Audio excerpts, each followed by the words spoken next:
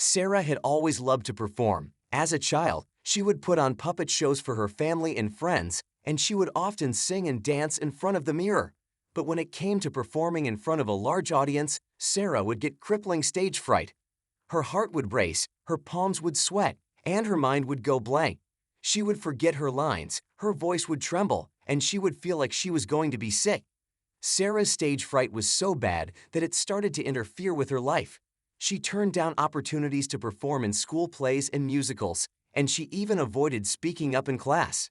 She was afraid that she would say something stupid or embarrassing, and that people would laugh at her.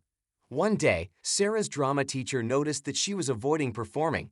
He took her aside and asked her what was wrong.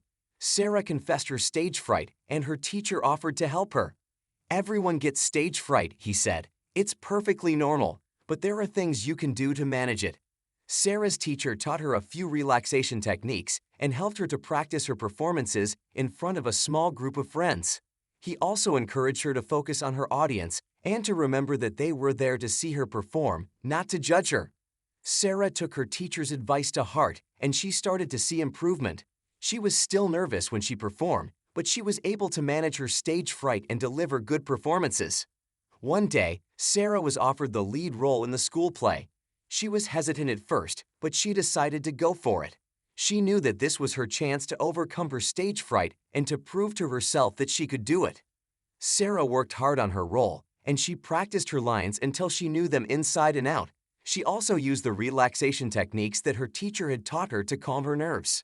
When the night of the play arrived, Sarah was still nervous, but she was determined to give it her all. She stepped out onto the stage and looked out at the audience. She took a deep breath and began to perform. Sarah's performance was a huge success. The audience loved her, and she received a standing ovation. Sarah was so proud of herself for overcoming her stage fright. She had finally found her spotlight.